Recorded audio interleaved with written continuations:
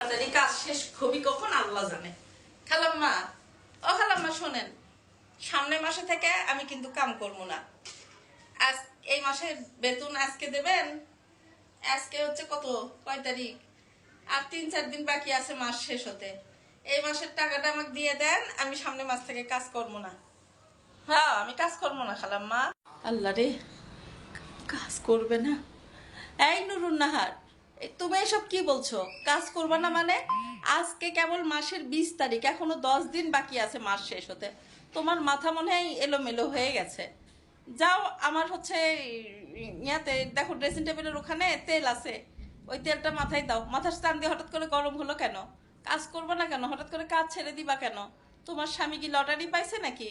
তুমি তো বলো যে মানুষের বাড়িতে কাজ করা ছাড়া আমার কোনো গতি নাই গো খালা। আজকে তুমি সেই মানুষ বলতেছো কাজ করব না। ঘটনা কি? কি আর হবি? কিছু হয়নি। সারা জীবন কি মানুষের বাড়িতে কাম করে খাবো? এখনো 10 দিন বাকি আছে। আচ্ছা ঠিক আছে, এই 10 দিন কাম করে দিচ্ছি, কিন্তু সামনে মাসে 1 তারিখ থেকে আমি আর কাম করব না।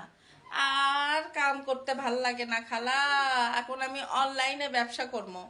অনলাইনে এমন ব্যবসা করবো, 2 দিন পর আমার খালি টাকা আর টাকা।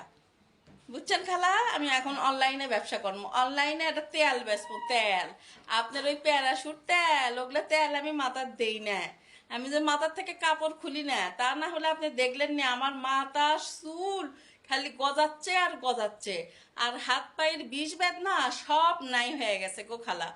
ওই তেল যদি বেশি, আর ওই তেল যদি সগলি কেনা ধরে আর উপকার পাই, তাহলে খালি টাকায় আর টাকা। বুঝছেন? অনলাইনে তেল বিক্রি করবা? অনলাইন ব্যবসা সম্পর্কে তোমার আইডিয়া আছে? আচ্ছা, কি এমন তেল বিক্রি করবা তুমি যে তেল মাথায় দিলে চুল গজাবে, আবার হাত পায়ে ডললে, কোমরে ডললে ব্যথা যাবে? যাবে? কোমরে ব্যথা নাই হয়ে যাবে? তাহলে তোমার তেলের বিজ্ঞাপন তো আমি করব। আমি সবাইকে ঘরে ঘরে, তুমি আমাদের এই বিল্ডিং এ প্রতিটি ফ্ল্যাটে যদি এই তেল বিক্রি করো, তাহলে তো টাকা রাখার জায়গা খুঁজে পাবা না। আমি তো প্রতিদিন একটা করে তেল দেবো। আমার যে হারে কোমরের ব্যথা, হাইটে কোমরের ব্যথা। কিসের তেল এখন আমাকে একটু খুলে কও তো, তুমি কি দিয়ে ভুজুং ভাজুং তেল বানাবা নাকি? এগুলো ভুজুং ভাজুং ব্যবসা দান করো না, তাহলে কিন্তু খবর হয়ে যাবে। মানুষের বাড়ি খেটে খাচ্ছ, মাস গেলে সৎ পথে কামাই করতেছ, এটা একটা বিশাল ব্যাপার। কিন্তু ভুজুং ভাজুং করে তেল বানাবা, সেই তেল দিয়ে তুমি হচ্ছে বিক্রি করে বড় লোক হবা। যেরকম ধাম করে উঠবা, সেরকম ধাম করে পড়ে যাবা। তো সৎ ভালো বুদ্ধি দিতে নাই।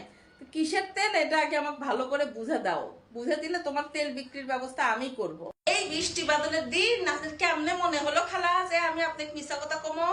ভুজুং ভাজুং দিয়ে তেল বানে সেই তেল বেচমো? সেই তেল না খালা, এটা হচ্ছে সান্ডার তেল। সান্ডা। সারা পৃথিবী সান্ডার নাম জানে, সারা বাংলাদেশ সান্ডার নাম জানে। আমার ভাসুরের বেটা সৌদি আরব থাকে, তাই শিখে দিছে ক্যাঙ্গা করে সান্ডার তেল বানান লাগবি। আর ওই সান্ডার তেল এত উপকারী, এত উপকারী যে আপনার বিষ এগুলা ডললে হাঁটুত, এগুলা হাঁটুত, এটি কোমরে কোনো জায়গা বিষ থাকবি না। আর মনে করেন মাথার যদি দেন, মাথার চুল খালি এই এই যে এই জায়গার থেকে কোমর পর্যন্ত হয়ে যাবি, চুল লম্বা হবি, চুল গজাবি।